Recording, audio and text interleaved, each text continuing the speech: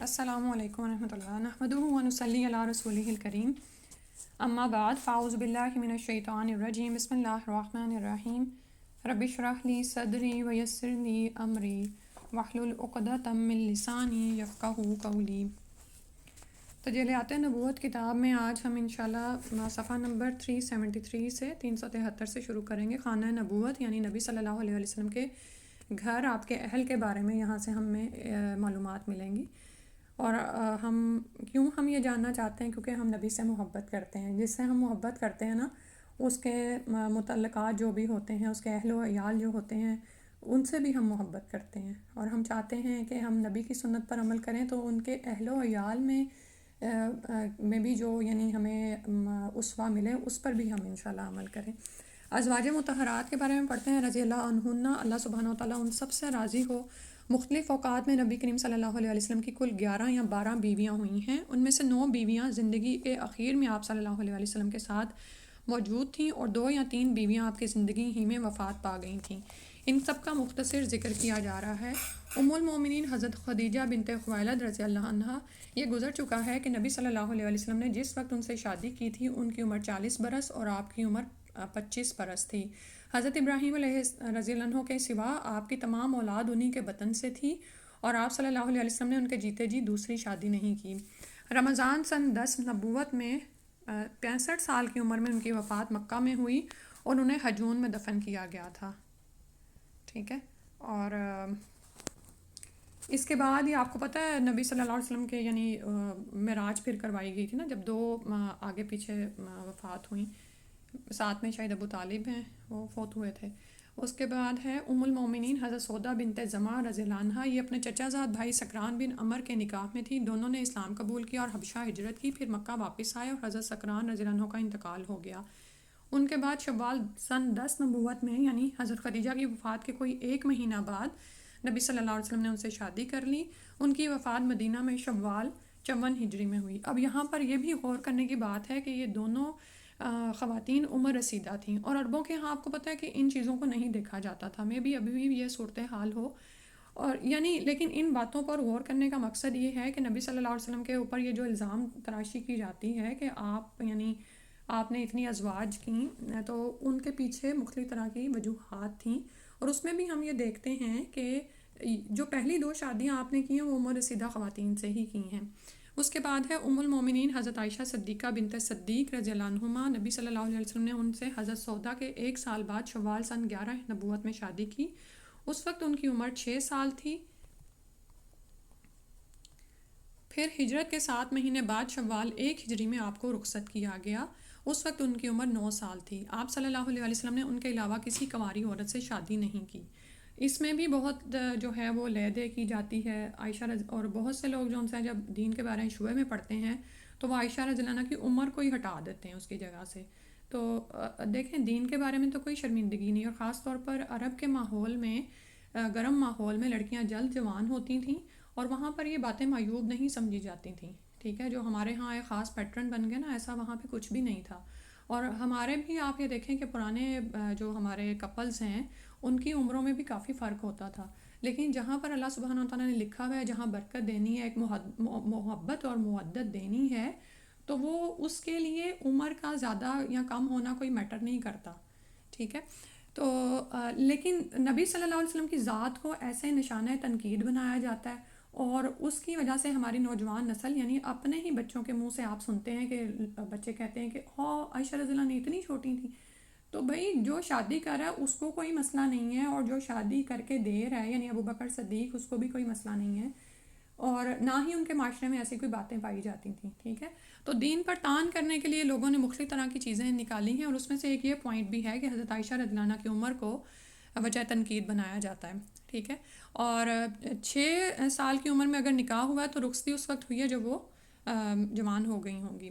یہ امت کی سب سے زیادہ فقیہ عورت ہیں، اور اس میں یہ بھی یاد رکھیں کہ عائشہ رضی اللہ عنہ کے حسن کا بیان آپ کو کہیں سے نہیں ملے گا۔ نبی صلی اللہ علیہ وسلم اور عائشہ رضی اللہ عنہ کا جو تعلق ہے، اور جو سب سے زیادہ محبت آپ کو عائشہ رضی اللہ عنہ ہی سے تھی، اس کے پیچھے یہ وجہ نہیں، کوئی خوبصورتی وجہ نہیں ہے، بلکہ وہ ان کا ذہین ہونا ہے، ان کی ذہانت و فطانت ہے، امت کی سب سے زیادہ فقیہ عورت ہیں، اور عورتوں پر ان کی فضیلت ایسی ہی ہے جیسے تمام کھانوں پر سرید کھانے کی فضیلت۔ 17 رمضان 57 ہجری کو ان کی وفات ہوئی، انہیں بقیع میں دفن کیا گیا۔ آپ یہ دیکھیں کہ نبی صلی اللہ علیہ وسلم کے ساتھ انہوں نے صرف 9 سال کا عرصہ گزارا ہے، اور وہ بھی وہ ٹائم پیریڈ جہاں جس زمانے میں ہم بچوں کو کچھ نہیں کہتے کہ کوئی نہیں، اچھا ان سے ہم اگر کوئی ایسی بات ہوتے بھی دیکھتے ہیں نا جو کہ معروف کے علاوہ ہوتی ہے تو ہم اس کو قبول لے رہے ہوتے ہیں۔ آج کل تو یہ میں تو اس پہ ہی حیران ہو جاتی ہوں، اور بعض اوقات کچھ لوگوں سے میری بحث بھی ہو جاتی ہے کہ دیکھیں اگر شیطان کی طرف سے کچھ حملہ، کیونکہ یہ ٹرانزیشن ایج ہوتی ہے نا کہ بچہ جو ہے جوانی میں قدم رکھ رہا ہے اور اس کے اندر سے بہت ساری ارجیز آ رہی ہوتی ہیں، تو بھئی ان ارجیز کو رائٹ وے میں آپ نے ڈائریکٹ کرنا ہے کہ اس کو اس کے حال پہ چھوڑ دینا ہے کہ یہ نیچرل ہے، ٹھیک ہے۔ یہاں پر ہم دیکھتے ہیں اتنی عقل مند خاتون ہیں، اور وہ عمر جو انہوں نے نبی صلی اللہ علیہ وسلم کے ساتھ گزاری ہے وہ 9 سال سے 18 سال کا دورانیہ ہے، اور ابو ہریرہ کے بعد سب سے زیادہ حدیث کی راوی وہی ہیں، سبحان اللہ۔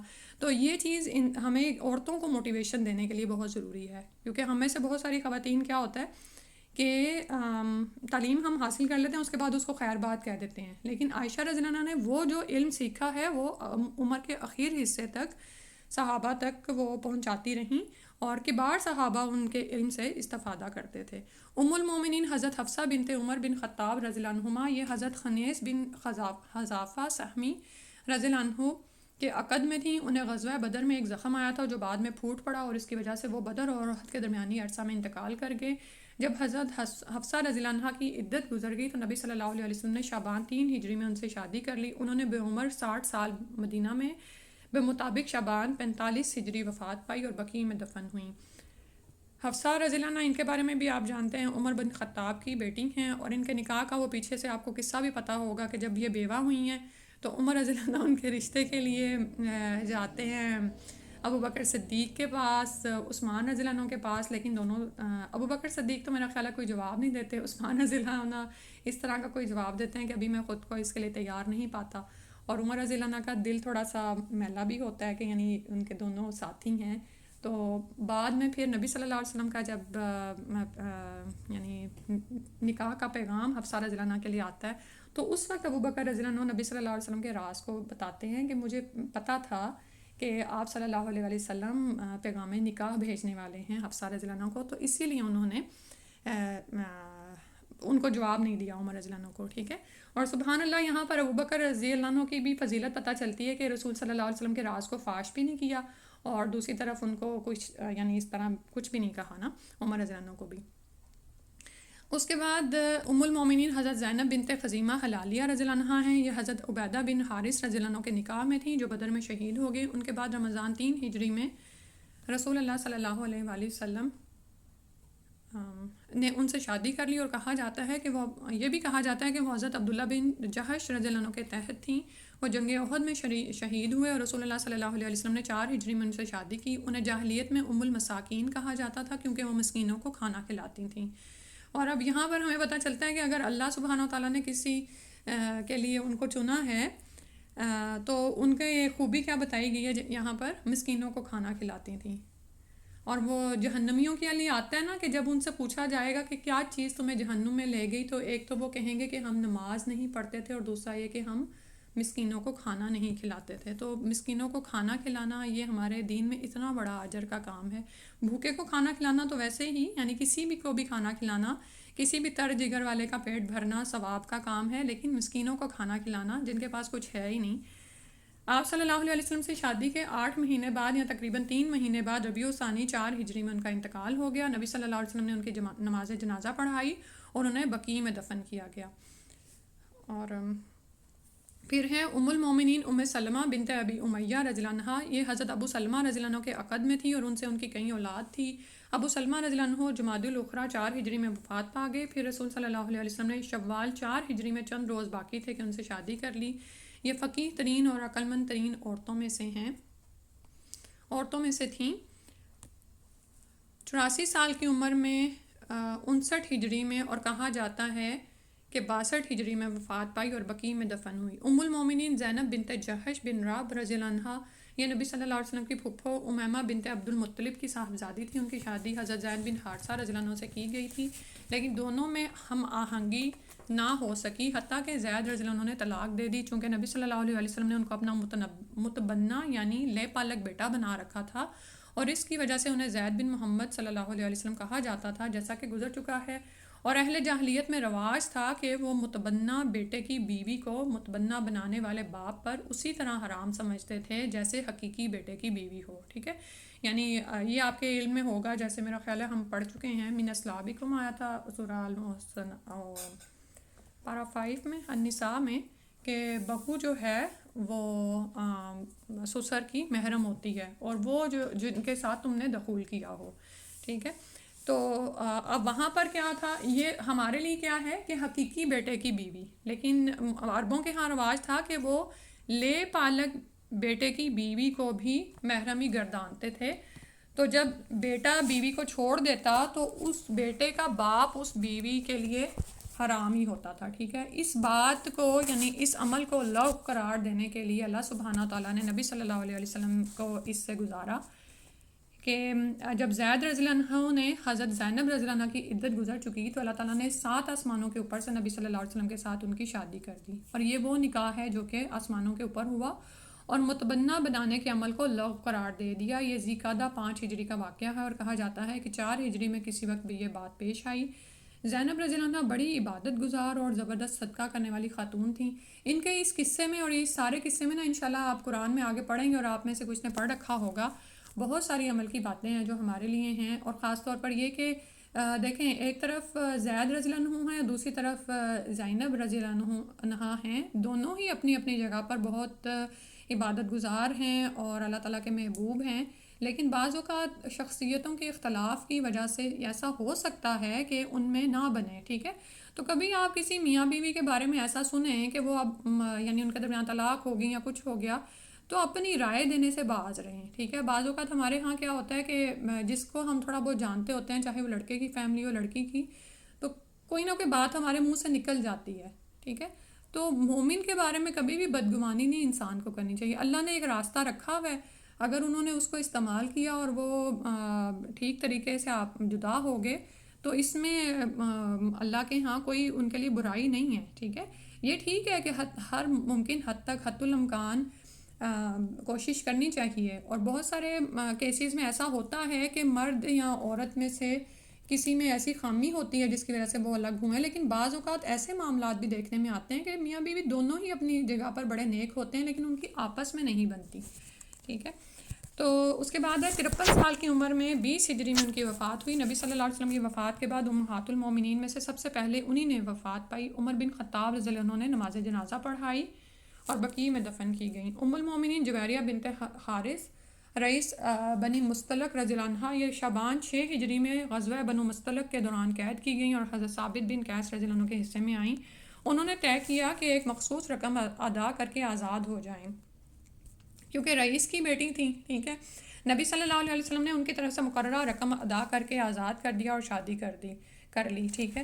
اور اس کی بھی وجہ یہ تھی کہ چونکہ سردار کی بیٹی تھیں تو نبی صلی اللہ علیہ وسلم کے عقد کے لیے پیش کی گئیں، اور ان میں سے ہر جو بھی صحابہ ام المومنین ہیں، یعنی یہ پورا ایک ایک باب ہے جو ہم پڑھیں، لیکن یہاں پر مختصراً کر کے ہم پڑھ رہے ہیں، انشاءاللہ اللہ تعالیٰ توفیق دے کہ ہم جب سیرت صحابیات پڑھیں تو ان میں ہم اس کو ڈیٹیل سے بھی پڑھ لیں۔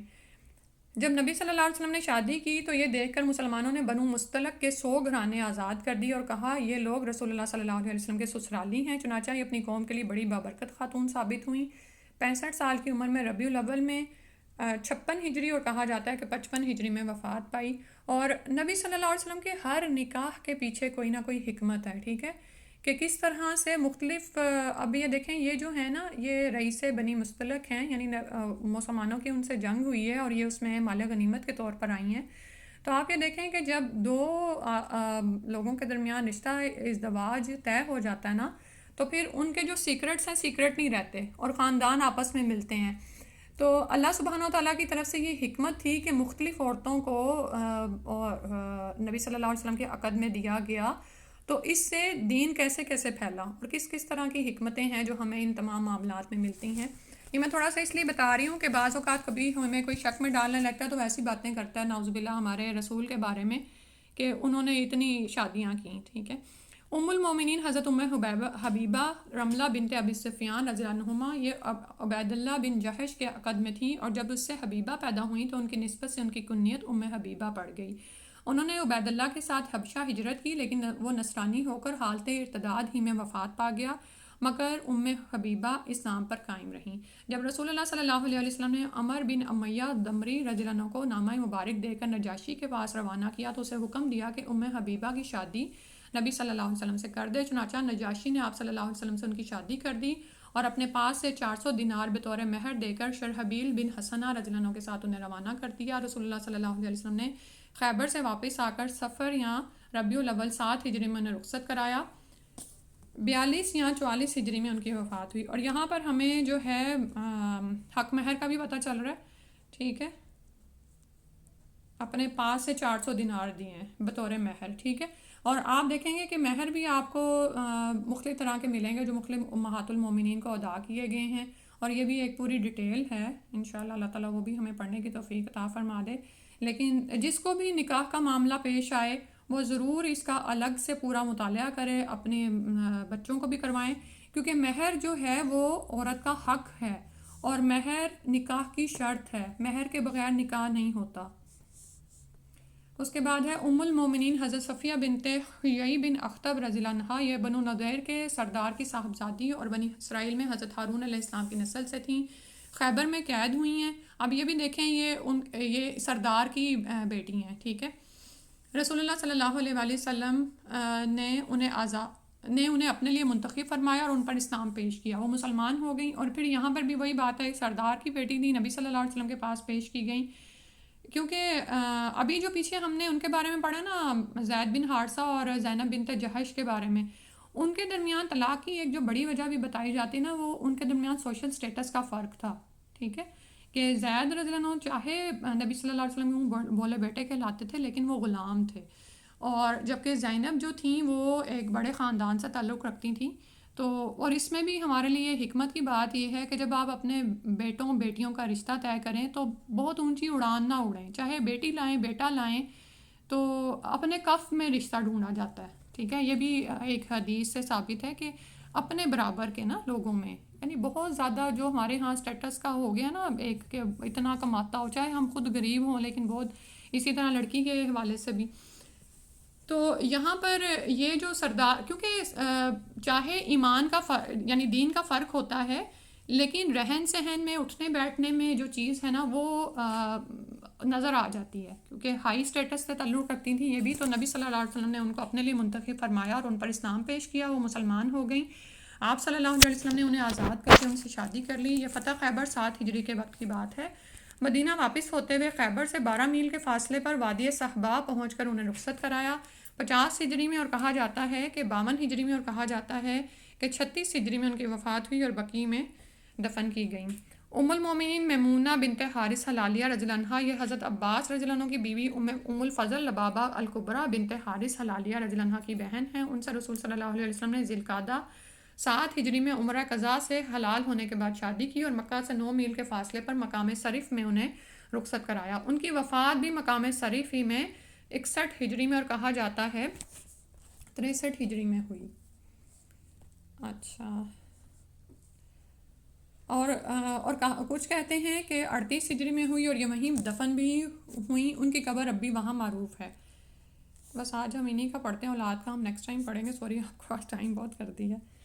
یہ 11 عورتیں ہیں جو بالاتفاق رسول اللہ صلی اللہ علیہ وسلم کی بیویاں اور امہات المومنین ہیں. ان کے علاوہ ایک عورت ریحانہ بنت زید کے بارے میں اختلاف ہے کہ وہ آپ صلی اللہ علیہ وسلم کی بیوی تھیں یا لونڈی تھیں.